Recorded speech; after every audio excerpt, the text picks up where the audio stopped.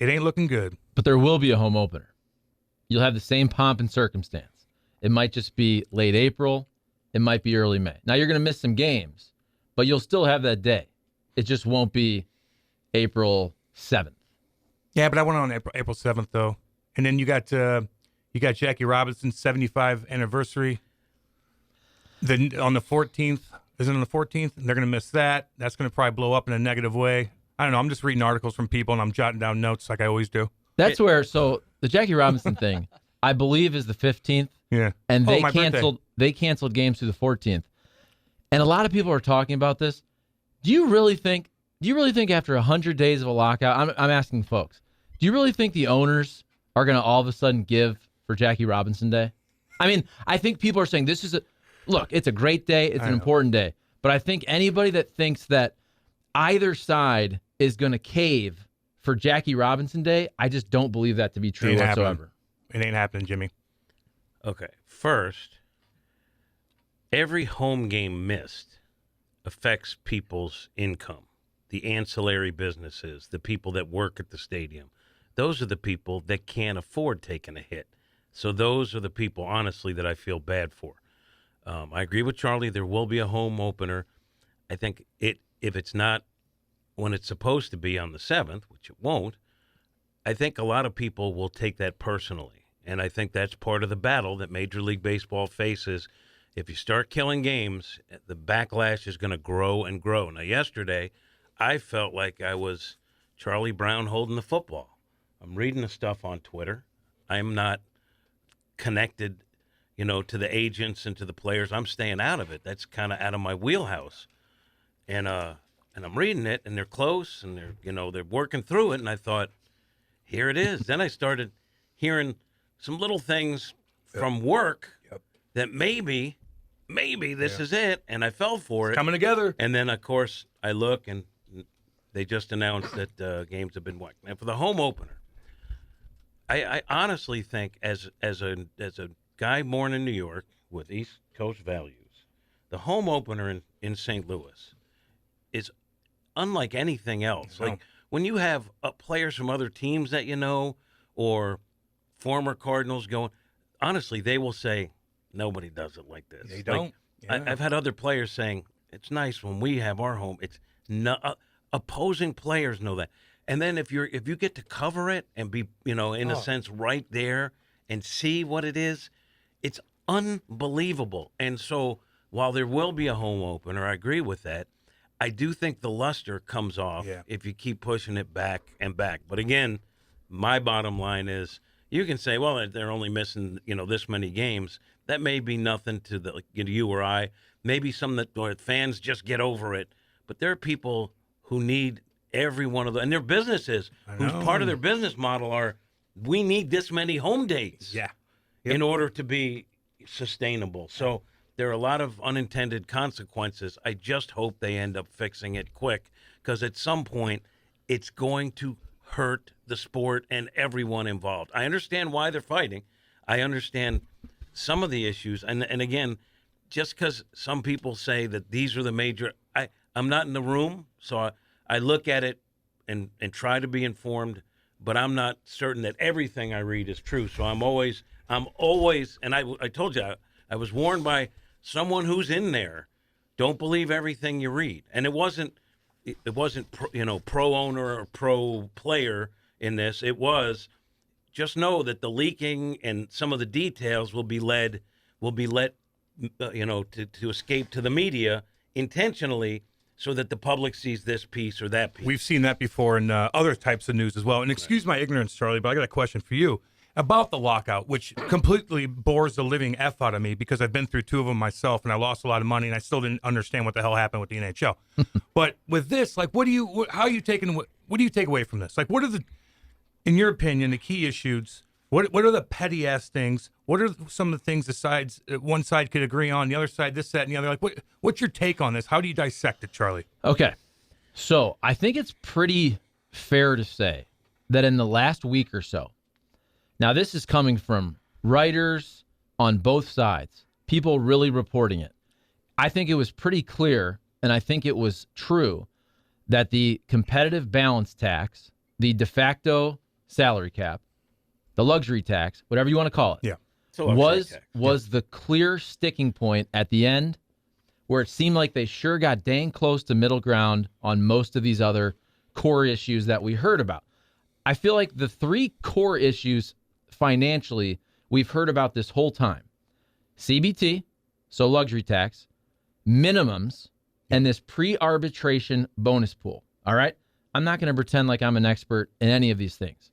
However, I chuckled yesterday and late the night before because the second I started seeing international drafts, Out of the blue. I knew it wasn't going to happen. Do you know why? Because I don't care if you were in the room or not. That was not discussed as a big tenet of this thing. It had been discussed before, but that was not thrown out there as one of these big sticking points. Okay? And so at the 25th hour, when you feel like they're close on the core issues we've heard about for about 100 days, when I started seeing every single reporter write and tweet and talk about the international draft, I knew it wasn't going to get done. Explain that, and explain what both sides are arguing over the international draft. So Max Scherzer came out yesterday on Twitter and said, I was in Florida. Remember, he was in Jupiter a couple weeks ago when they're doing all the negotiations. People went crazy because he drove a Porsche. Makes $40 million a year. What right does he have to own a Porsche? What right does he have? It needs to be electric. Go ahead. So he says, I was in Florida. We never offered the international draft. We did discuss it, but MLB told us they were not going to offer anything for it.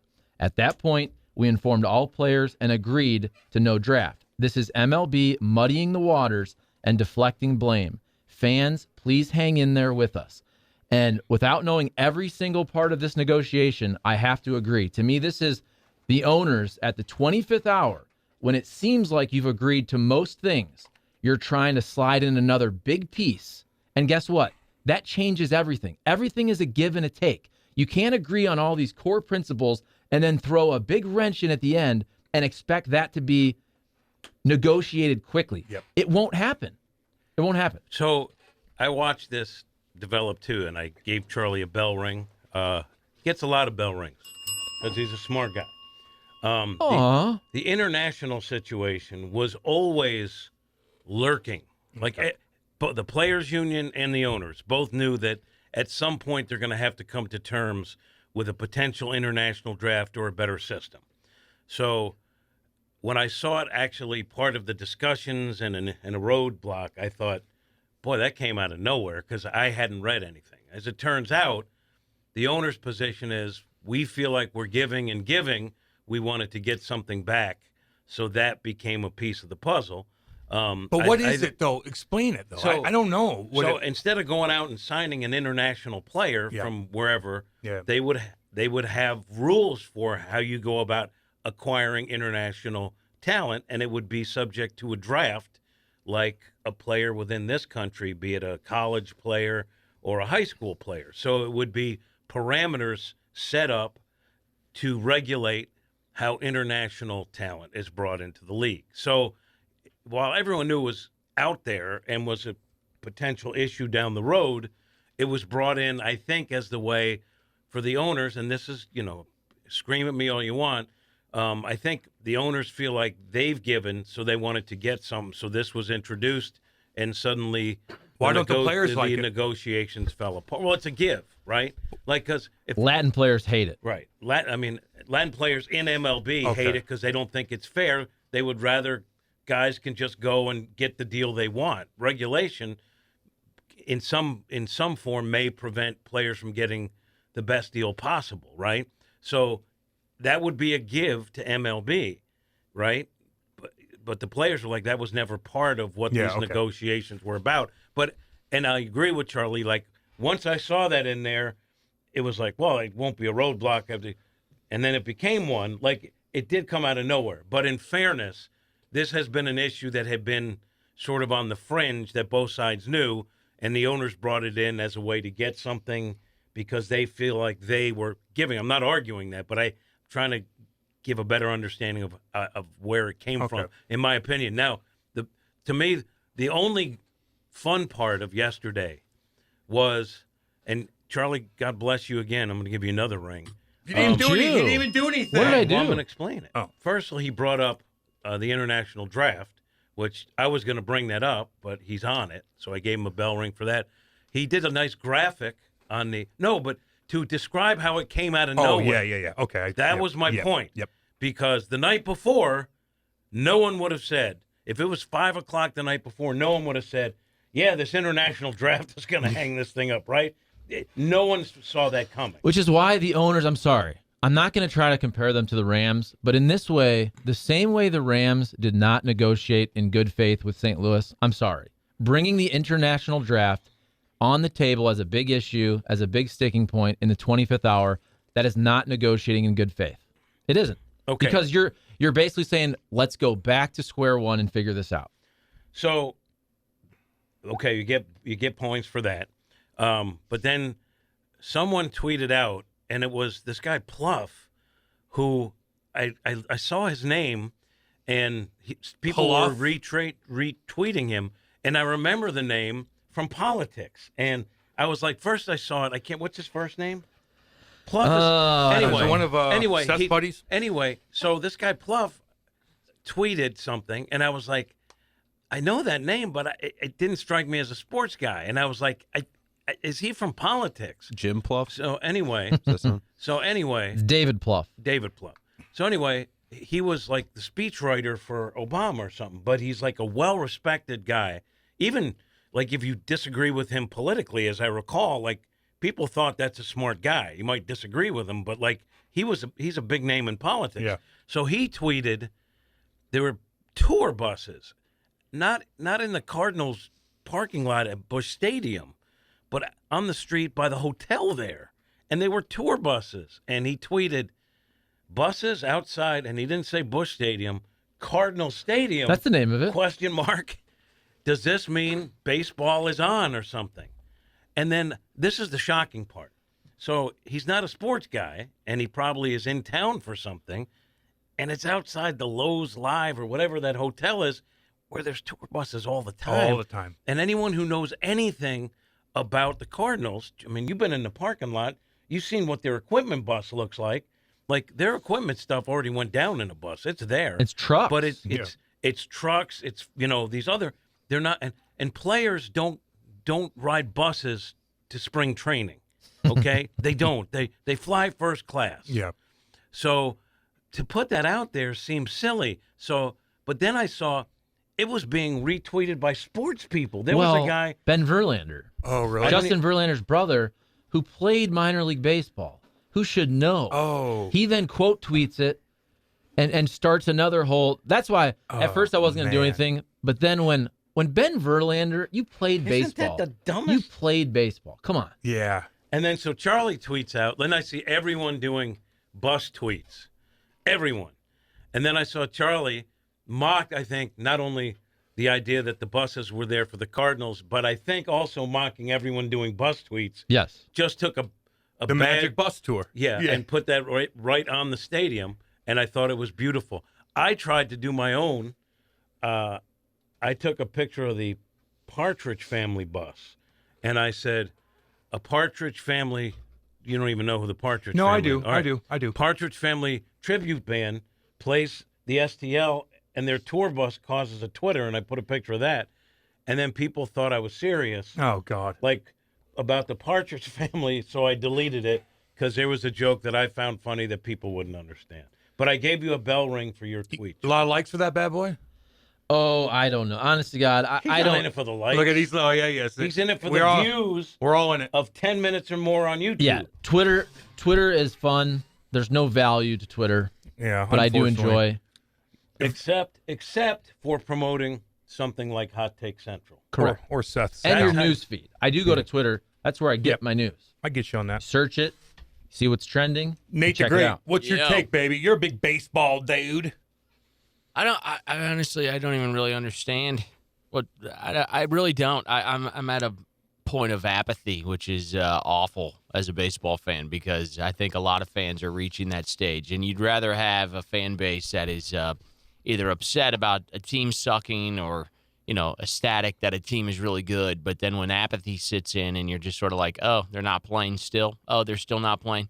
And I mean, the game's given me a lot, whether it's playing or earning money from umpiring or whether it's calling game, whatever the hell it's been, it's given me a lot in my life. And quite frankly, to sit here and not give a damn, I think that's it's a shame on Major League Baseball for getting us. It is. You and a lot of people, man. Yeah. You're a baseball guy. Huge baseball guy. And I mean, look, when they come back and they're home, Busch Stadium, will I go? Yes.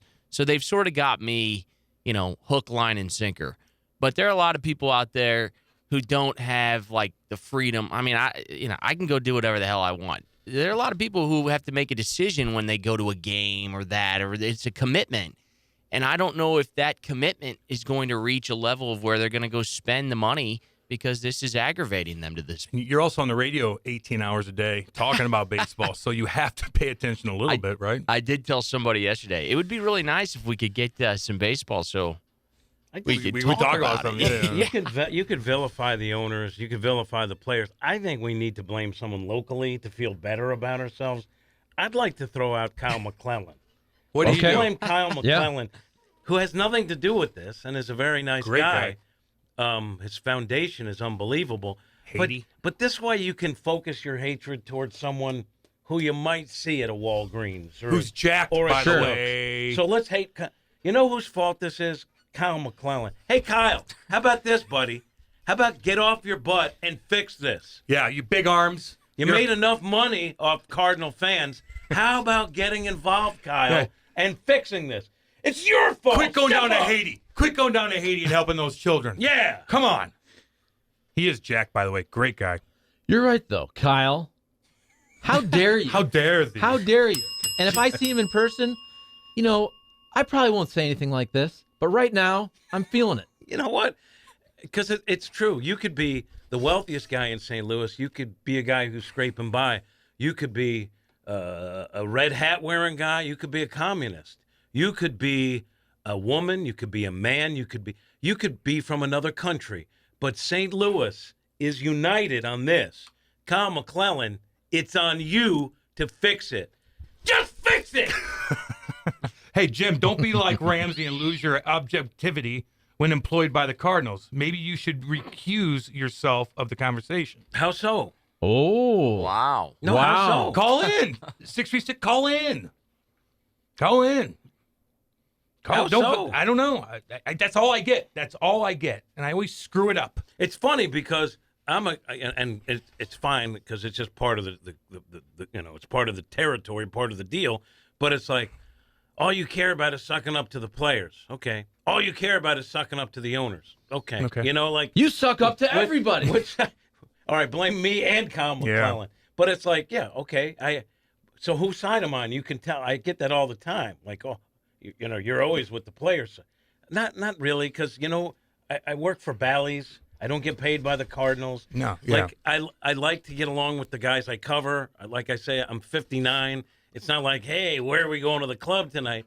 I'm gonna go home. Like it'd be better if I had Go to Washington better Avenue. relationships so we could get some decent interviews. Yeah. And it's good to get along with the Cardinals so I can keep my job and they're not mad at me. But the Cardinals don't tell me what to do. I'm just trying to do the best I can and try to be as fair as I can. Let me ask you guys a couple more questions too. And they might be stupid. And again, excuse my ignorance on this. But you blame Kyle, right? I Just do say, blame Kyle, but he is a big guy. He I know, probably but- kicked my ass now, and I'm like, Seth, and do he you was blame always good Kyle to me. McClellan? He's a North County guy, right? Yeah, North County. I got to side with him. Sorry. North We got County. us North County boys. We stick together. Maul's barbecue. Someone explain to the new guy about radio bits. We need a little unity on that. And about North County, by the way. Can I say, though, by yeah. the way, I'm not saying this in any way versus you. I'm all about vetting and verifying and fact-checking. The Cardinals do own a stake of Bally's, Right. 30%. Right. So that is how these RSNs work. I'm not, by the way, by saying that, I'm not talking about any type of bias, but that is true. I'm adding a wrinkle. Let's vet, verify, and clarify. Okay. And it rhymes, so it sounds good. You know me. You know the people that run the Cardinals. You see the way I do my business daily. Do you see anything that would dispute the notion that never once have the Cardinals told me what to say or what not to say? I agree with you in that sense, 100%. I'm just about, hey, look, our show, it's fun. I do think we do have a large megaphone. There could be tens of thousands of people always listening. I think we But should they're always. You never know. If you add up everything, That's streaming, everything. listening. Damn right. If I just think tweet we it should out- always be factual. That's all I'm saying. Okay, no, and that's fair. But to be honest with you, like maybe it's different in some organizations. The Cardinals, if they're happy with the broadcast, like they have a meeting and they air what they like, what they don't like. But it's not like they're meeting or calling our guys. I can promise you that they don't really. They operate they're looking at the revenues and the bottom line. They're not really second guessing content on our airwaves. They're not. But Major League Baseball does that because that's the reason Ken Rosenthal is no longer working at the network. Let me ask you a That question. could be, but honestly, it doesn't. Like, let's face it. I mean, they could say a million different things to the way I go about my business, and they never have. As long as I wasn't talking about you. No, I know that, but I'm just telling you that's a clarification on the vetting. And I think, but the reason I brought that up is, I think, first of all, I think fans need to know this stuff, but it's also part of the issue with the players. The players are also saying, what is baseball revenue, right? We know you have the big TV deals. You got ownership stake in some of the RSNs. There's baseball revenue. Does it count as baseball revenue? If you build your apartments, your ballpark village across from a stadium. By the way, I'm so glad the DeWitts and the Cardinals did that. Damn it's right. the greatest thing ever Yep. for the city. Yep. So in no way, shape, or form am I trying to say that's a bad thing. It's one of the best things that's happened to the city. I agree. However, I think players have a right to say, well, some of this ancillary revenue that is not necessarily directly related to baseball, but it's connected almost like in a 7 Degrees of Kevin Bacon type way. Or like the Chelsea owner. They want some of that. And I do think it's fair on their end, whether it's gambling, whether if you're going to have a sports book down the road, if you're going to build residential where you can see the stadium from your house, Yeah.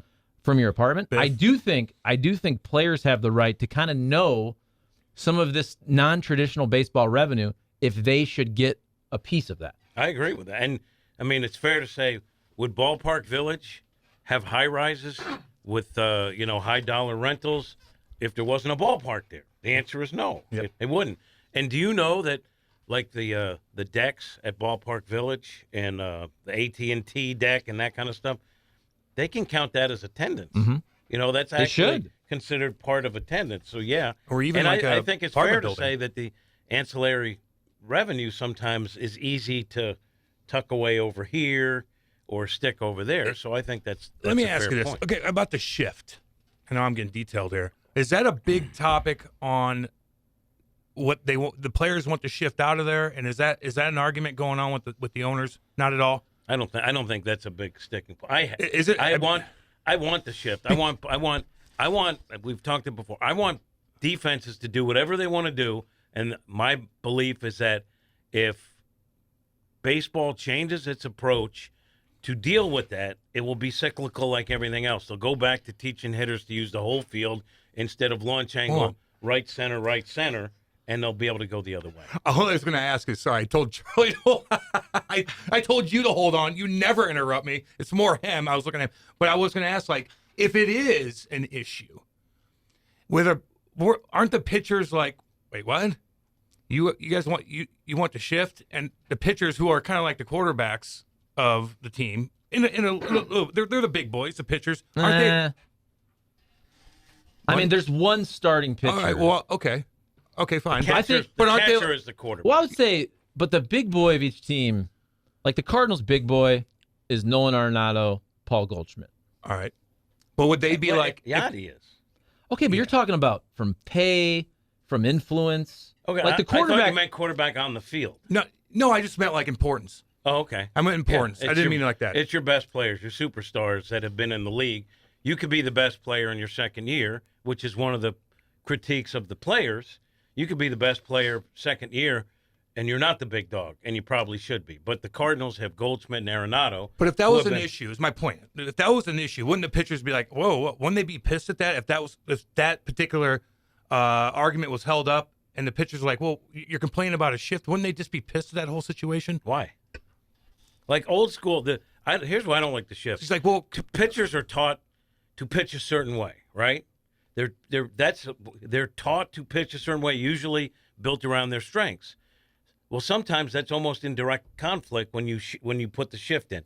Old school pitchers have pitched a certain way, and now you have a shift on based on what the hitter does, and the pitcher has to adjust. Well, the And hitters are old-school guys- complaining about it, and if the pitchers are probably like, "Well, you can't hit over there." Then that was my point. I think hitters hate the shift. There's no question about it. But pitchers, some of the pitchers don't like it old school because they've been pitching a certain way to get a hitter to hit there.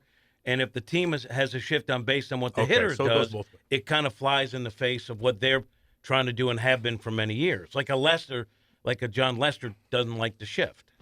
He also doesn't like to throw the ball to first base. He does. Yeah. But he got it done. That's a tough one, man. Underhand toss. I think so. There's obviously some players that are very vocal.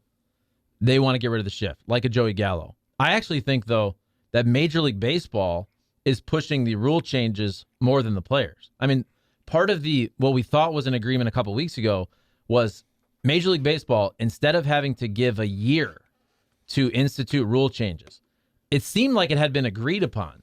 And players weren't pushing back that we can do this in 45 days. And that is larger bases, banning the shift or restricting the shift, whatever that is. And that's going to be tricky, by the way. That could be a whole nother segment. Do you start defenders? Can you put them in motion, right? When the ball is pitched, do they all have to be on the infield dirt? Do two have to be to the left of second base? So again, that's a different conversation. But I do think pitch clock, shift, larger bases, that's being pushed more by MLB. Okay. Because they said, look, instead of a year, we can do this in 45 days. So I believe that's MLB's way to try to make the game more interesting, try to speed up the game. But Okay. some are embraced by players. Like Yes. The DH was something the players wanted. Yeah. And the owners were like, more offense? Okay, let's do it. I don't like the DH. I don't like I said, I honestly You're old think, school, man. I think the shift is sort of new.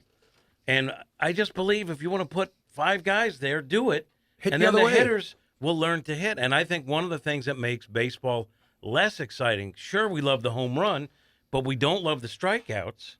So if you do have more players that are contact hitters that use the whole field, you will actually have more time with balls put in play.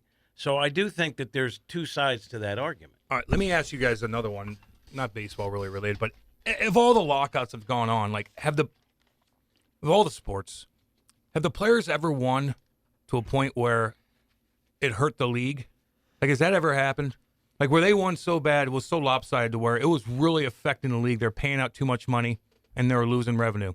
What about hockey back in the day? I mean, don't you think it's fair, even though I think you look at things in a very fair way. You do. Not just hockey, but sports. I think you're always thinking about the owners and the players, and you should, by the way. All of us should. If you ever have a contract negotiation at your own work, you should always go in thinking about the other side of the table. Don't you feel like for a while there, I'm talking back in the day NHL, that players were making so much that it was actually hard for some ownership groups to make a profit? Oh, God. And well, that's why, look, there's a reason the best NHL players make what? 10 and a half, 11, Yeah. 12, whatever it is. Yep. NBA players make, I looked at this the other day. Kevin Durant is going to make like $53 million a year in the year 2025. what about Westbrook? $53 million per year. And if he decides We're talking to, about that later. in the middle of a game, if he decides that he wants to be traded, they will have to acquiesce. See, the NBA right now is considered healthy, even though I think at some point down the road they're going to have a reckoning, okay? Yeah. Because what's going to happen with all this television revenue, now baseball has good national contract. I mean, and the NBA has very good national contracts for the league. But locally, which a lot of these teams generate revenue for, particularly in baseball, which you just saw baseball signed a deal with Apple, right? To do so that's more revenue, which is a good thing for baseball. But these local deals, like Bally's has a big one in place with the Cardinals, but eventually with the whole thing with subscriber fees going to be going by the wayside, other competition, the contracts. The money that teams are going to be able to get from local broadcasters will probably shrink down. And so they're going to have to find revenue elsewhere. That's why I think the Cardinals are we're setting the pace with Ballpark Village. You see so many other teams doing something similar now. It's incumbent upon pretty much any business to try to find additional sources of revenue, and so that way you're not solely dependent on this or that. You're more diversified. And this is why, not to make it political, but this is why when we talk about the NBA and China, why they have this agreement with a power that we all know has a terrible record with human rights, right? Communist regime. It's all about the fact that the NBA makes $5 billion out of China. Their TV deal with the Chinese TV company is $1.5 billion. And that's the thing. That's the reason you can have $53 million players and nobody is saying anything positive about China. But here is the fact. China has 1.4 billion people. China's middle class is larger than the entire population of the United States of America. I think, and I think, and that's why NBA players can get $50 million. Will they wear the Taiwanese flag if they invade all the NBA players? You think? Here's on their Twitter. No, profile? Here's what they'll do. They will try to hem and haw around all kinds of hypocrisies. They will try to best navigate a terrible situation, an awkward situation, a situation that makes no sense from a political standpoint, from a human rights standpoint, because all that matters is money. Okay. All that matters is the $5 billion. They want Putin. But I think what troubles people about like Hollywood, which is very similar, right? You know, they have so much money that they can draw from international markets, particularly China. I think what people have a problem with is folks in the NBA and Hollywood sort of lecturing how bad America is and getting at the forefront of human rights issues in this country, which is a noble cause. But it's hard for people to say you're outspoken on this, but you won't say a word about that. And I think that's where, I think we all agree on that. That's where people have a problem. We all agree on that. More so Nate than anyone. Oh, Nate the Great. But Nate is right there. And that's where I think by now. Flip that. There. We need that. Well, I'm just kidding. Look, I agree 100%. And unfortunately, this is the nature of international business. In sports, in politics, in energy, there are a lot of bad actors, but a lot of those bad actors have a lot of money. Yeah, they do, baby. Mitchie chimes in and goes, European soccer contracts are insane. Messi just ended an 8-year, $650 million contract, bankrupted Barcelona, and they're not in a union. I think they're not in a union. That's what Mitch said. So he's trying to say that the union is bad? I don't read no good, no how. Gino chimes in and goes, getting rid of the shift is baseball admitting their analytics on batting was flawed so they can change the rules to fit instead of letting the batter self-correct like they have for a century. That's all I'm saying. And I honestly think the benefits of letting players go back to using the whole field would be a natural solution to the shift having too much of an impact, which I think everyone understands is the main issue, right? You don't want to have the shift having too much impact on the game. It already does, which it does. I'm saying that. But I think it would happen naturally if you go back to teaching guys to hit the other way and use the whole field. And the byproduct of that may be more balls in play and less all or nothing at bats, which while people love the home run, everyone will admit, you know, the outcome of it either being a home run or a strikeout can get tedious. Go ahead. I don't think though that takes away from the all or nothing. I think you actually are going to see more of your traditional shot up the middle is a hit. I think you're going to see more of your traditional lefty slugger who rips a single into right field, as Matt Holliday said, that is a one hopper to the right fielder instead of being caught on a line by the second baseman, or a one hopper where he's 200 feet from the plate and makes that play at first base. Here's another aspect I think people don't talk about enough. You also want the ball in play to show off the incredible athleticism of your defenses. Diving plays, right? All that, I think you see more of that from a traditional infield setup. You can see your infielders ranging left, ranging right. Yeah. It's not going to be four dudes on the right side hit it to me, catching the line drive. Yeah. I think it'll actually make it more interesting. And by the way, I laughed earlier last week, excuse me, That was a big one.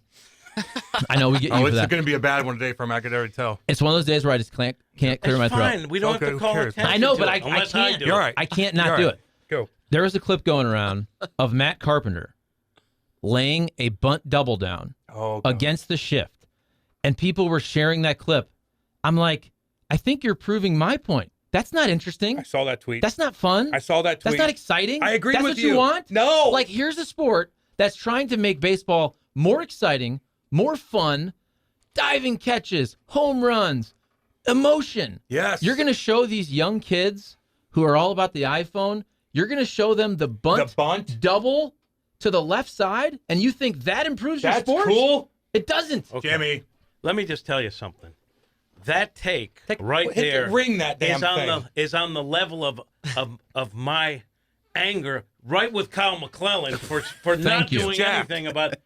You're telling me that Matt Carpenter legging out a bunt double where no one was not exciting? How dare you, sir? Was No, it? I understand your No. I understand your point, and I think it's a fair debate. And all your points could be true. We'll see.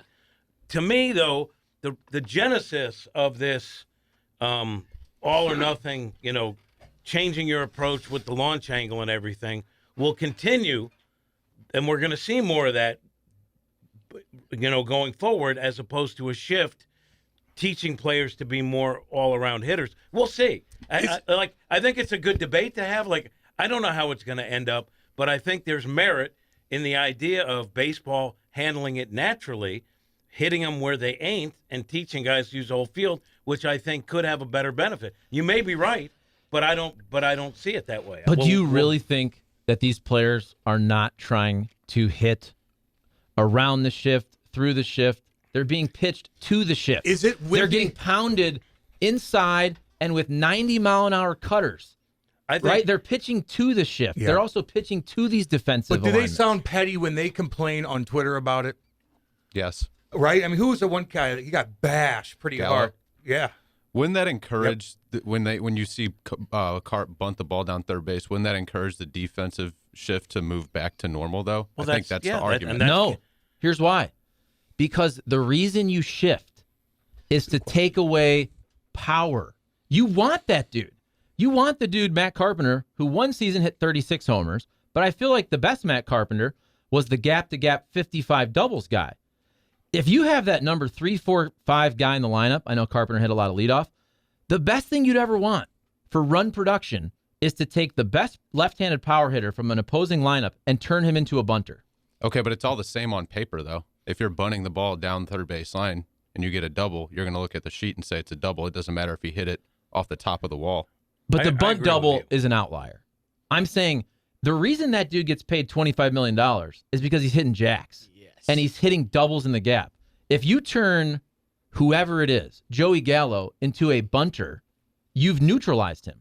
You've neutralized why he's so good, which Right. is hitting jacks, hitting doubles. And that's what I want to see. Slugging. I kind of agree with Seth in that if you turn, if he's able to hit better in terms of using the whole field, and you transform him into a 400 hitter, you better believe the defense will react.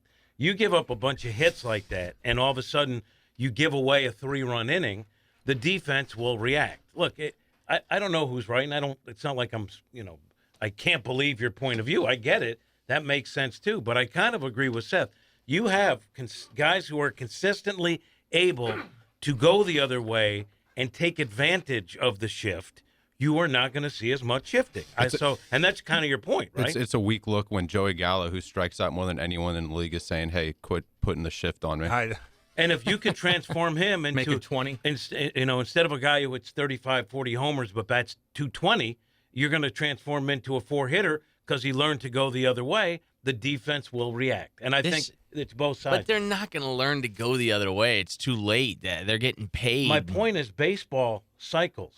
We've talked about this. We've seen baseball change. It's going to be a speed league now. Now it's back to a power league.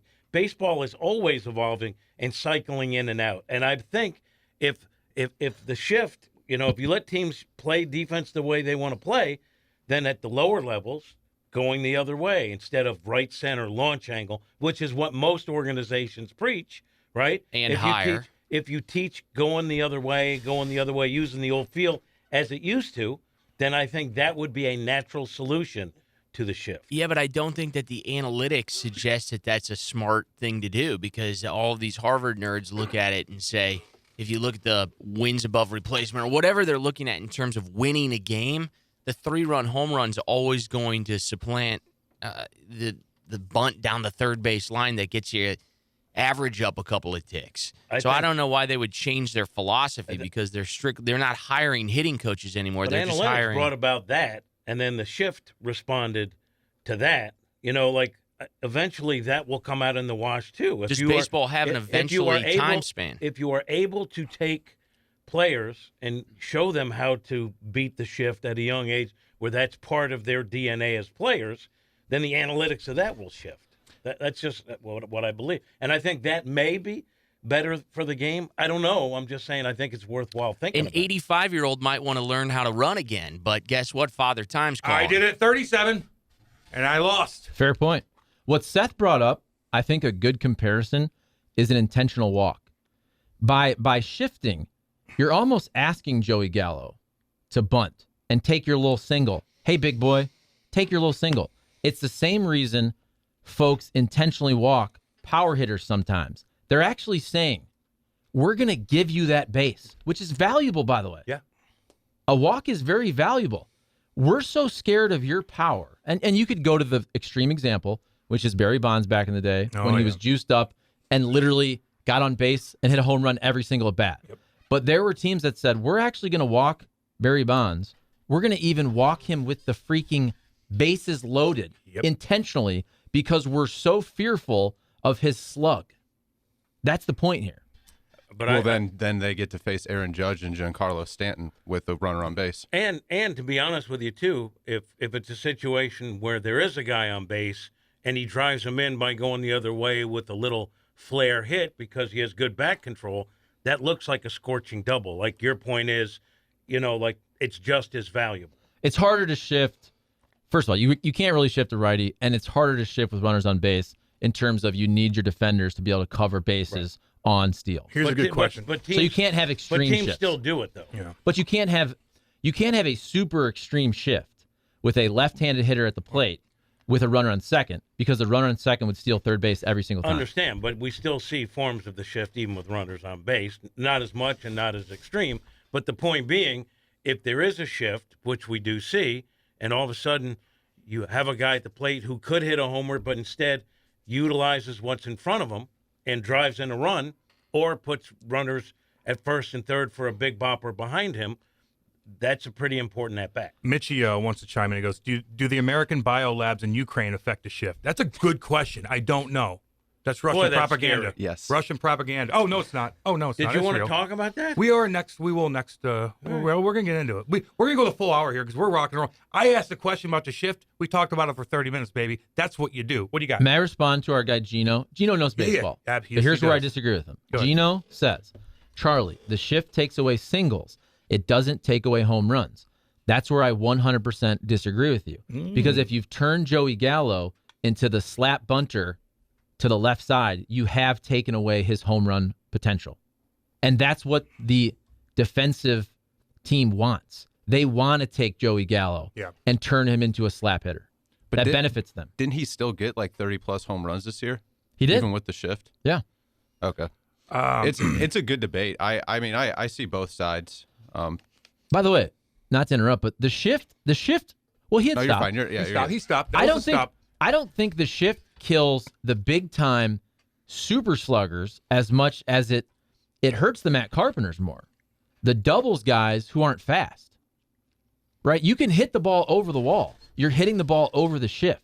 If you're a doubles guy, Matt Carpenter is a gap to gap hitter. That's when he's at his best. And he's not fast. So guess what? Anything Matt Carpenter hits to the right side into the shift, there's no chance he beats that out. To me, No Matt chance. Carpenter is a guy who legs out a bunt on Twitter, and it's fun to watch him take two on that. And if you can't appreciate that, looking at that highlight on Twitter, then you are Kyle McClellan. And right now, Poor I'm Kyle's ticked off, taking a right? he's going to text me here soon. Gino chimes in and goes, the biggest effect is the I like strikeouts. Kyle. It's a joke. Batters need to start putting a ball in play with 2 strikes instead of swinging for the fences. I agree 100%. That's a Mount Rushmore hot take. So, well, thank you. According to I'm going to switch gears for a sec. According to Bet Online, the over. What's he gonna do? No, go ahead, buddy. I'm sorry. I knew that was going to be misinterpreted. You're good. According to Bet Online, the over under is set at 120.5 games to be played this season. Do you guys think the over or under will hit?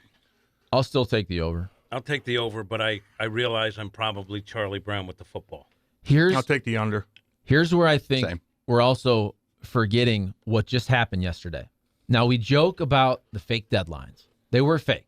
Yeah. Because a week ago, we're canceling 2 series. Oh, but if you agree this week, we'll get you your 162, which, by the way, they should. We'll push opening day 3 days.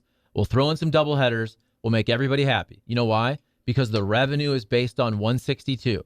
What they did yesterday is they took, let's say they were agreeing on everything except for international draft. Guess what? Go back to square one, because now it's almost impossible to have a 162-game season. So now you are splitting prorated revenue. You have just made this negotiation 10 times more complicated. Here's what I would do, okay? If I'm the owners, the first thing I would have done is said, what do you want as the minimum? We'll do that. Yep. Because to me, that's small potatoes comparatively. And I believe if you make it to the big leagues, that revenue should reflect that. You've done something that millions of people aspire to and can't do it. The other thing I would do is say, look, logistically, which is what Manfred said, we can't have a full season, but to bargain in good faith, we're going to pay the players for the full season. I'd put that on the table. Oh, wow. You know, I would say, we'll pay the players for the full season. Let's get this done. Now, granted, the people that really suffer are the people that have businesses, Yep. people I work with Yeah. that are going to miss games. So I'm not saying that makes them whole. I'm saying in terms of getting this done, if I'm the league, and let's face it, the owners have a lot of money. They have a lot of revenue streams. But I'm not demonizing. I'm saying what I would do just to show good faith. I would say, let's take care of the minimum now, and we're going to pay you for the whole season. Let's get back to the bargaining table and get this done. Yeah. That would help, wouldn't it? Is Grumpy on? 100% it would help. Is Grumpy? Did Grumpy call in? Who's grumpy? Is Grumpy on his boat in Kentucky Lake chirping us every damn day? Gino Ojek from Bevo Mel, what's up? What's happening, Cam? What up, dude? What's going on? Hey, I'm really just calling in to correct Charlie more than anything else. Go ahead. But look, I agree with you that the shift does take away a few hits, but it doesn't take away everything that you're saying it does with the doubles. The problem with Carpenter isn't the fact that he's a doubles hitter. It's the fact that he changed his swing and went from gap to gap to a single gap. He doesn't try to hit the ball to left center field anymore. That is what lowered his batting average. He did. He fell in love with the homer. I think that's fair to say. That's fair. He's And also he used older, to be a guy though. who you would think would take advantage of the shift because he did use the whole field.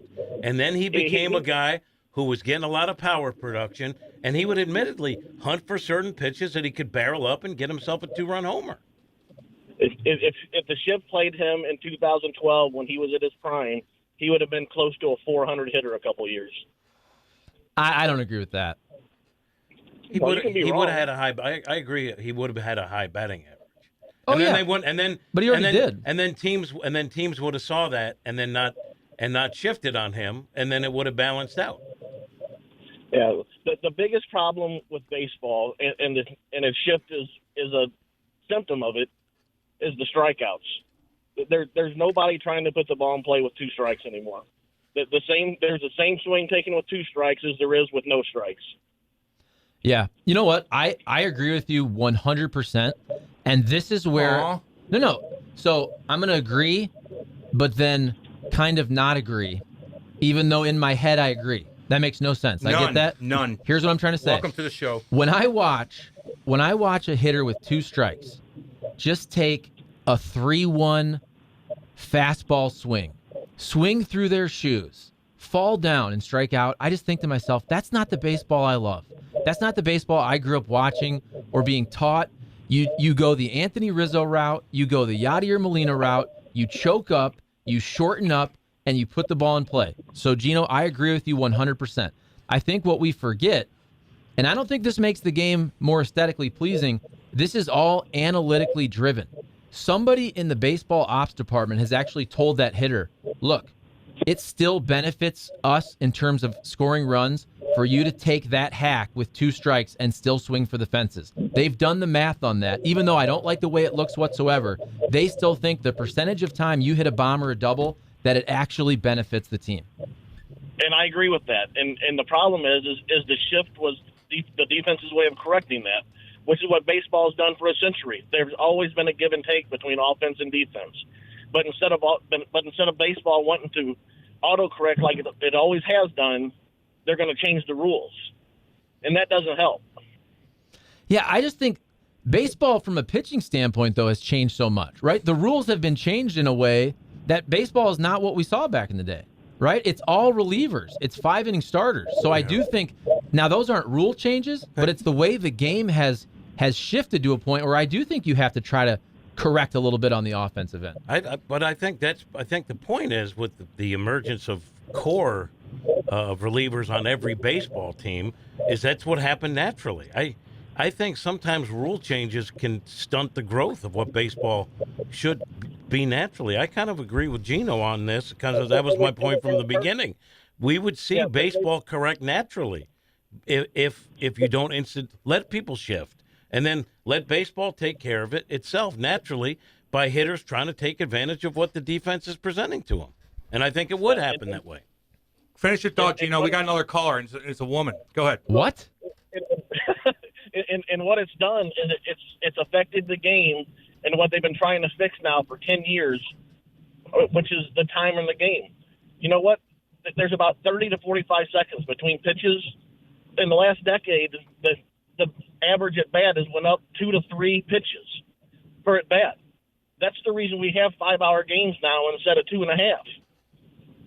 Yeah, no, you're right about that. More pitches per plate appearance. They want everybody to see more pitches. They want walks. I agree with you 100%. Hey, I want you guys to disagree, but go ahead. Next time you call in, Gino, don't come off smarter than the host. Yeah, right? thank you. It makes us look bad, At so least try to one dumb host. it down. Thank you for Gino, calling. you're the man. Go get back on your boat there at Kentucky Lake, brother. All right, see you. And all right, see you, buddy. See you, buddy. Yeah, he And brings up good points. He's and a smart guy. Gino's son's a badass dude over there doing things, and we're always thinking about him. Do we got a Cloydette on? Is she there? Hello, Cloydette. She. Oh, She. Oh, it's a dude. Oh, hey, buddy. Hey, man, Gino ain't that smart. He couldn't turn his radio down while he called into the show, so you heard all the background noise. So What a I wouldn't rookie. agree that he's a smart guy. No. That's What a partially rookie, on me, man. too. That dude, he listens every damn day, all day, and he still doesn't know to turn his damn radio down. What's going on with you, Ain't buddy? that something? Well, I got a couple points here. First of all, the Cat wanted the owners to play the players the full salary for the full season. That's the whole point of this. They don't want to pay the players their full salary for the whole season. That's part of the reason that they're stalling. I think it's Also- leverage. I actually think it's a leverage play that once you make it more urgent for the players not getting paid, the owners feel it's a negotiating tactic. It happens all the time in negotiations from all walks of life in terms of business. I think it's about leverage. But if I'm the owners and I want to get this done, which I believe they do under their terms, mind you, I would pay that and just say, let's get back to the bargaining table because in the long run, we're all going to pay. Well, we're going to agree to disagree on that one, the Cat. So, and also on this Matt Carpenter talk, I actually think he was just an overachiever in his good years. I never really valued him as really that great of a ball player anyway. First of all, he has no range. He can't play the field. He can't run. And he wanted to be a leadoff hitter his entire career. He would cry like the biggest baby if he was not the leadoff hitter. Your leadoff hitters are not slow runners. Your leadoff hitters are not guys that can't make contact with the baseball. So he put himself in a bad position. And I think that when he had those good years, he overachieved because he had a hell of a lineup around him, and he was seeing pitches that he could hit. And then now, and he's just, this is the player that he should have been his whole career. So he's not. all right. Go I'm ahead. sorry. Go ahead. Go ahead. I only interrupt Charlie, not the callers. Pile on me sometimes. Finish up. Well, go ahead, Char. Go ahead. All right. What So did you call me? no, I screwed up everything at the beginning because I thought you were Chloe. What is your name, by the way, sir? Yeah. Not Chloe. It's Angry Guy. Angry guy. Angry Okay. guy. What's that? I thought Okay, Chloe called him. Oh, good. Go ahead. So just having covered Matt Carpenter, and Angry guy. I'm in the pockets of the owners and the players. Matt Carpenter never said, "I'm a leadoff hitter."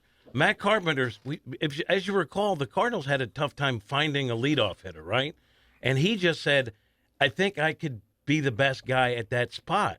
And he did. His on-base percentage when he was leading off in his prime, and it was for a few years, had like an on-base percentage of like 391 or something. He had a 50 double season. If you look at 55. if you look at when he was a leadoff hitter up until he started to really tail off, his on-base percentage for among leadoff hitters in baseball was in the upper echelon, which is more than you would have gotten from another possibility or contender as a leadoff hitter, because the Cardinals tried. Because you're right, you want a guy with speed who can take advantage of being on base and make the deep. But he did get on base at a high percentage, and that's why they went with him. And by the way, angry guy, we're gonna let you finish. But this was the funny debate for about 6 years at Busch Stadium, where Matt Carpenter always said he wasn't hitting just because he was in the leadoff spot, but every time they moved him, he didn't hit as well. And the true. numbers absolutely, like I would That's laugh. true. We would be sitting there in the scrums at Busch Stadium, all kind of chuckling, because I don't know the reason. It might be mental, it might be confidence.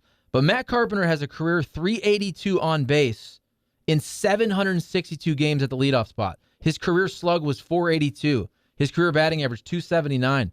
Leadoff spot. He was by far the best player he ever was in the leadoff spot. And Angry Man, I think you're talking about an old school baseball, which we all love, but it's different. Back in the day, your leadoff guy was a base stealer.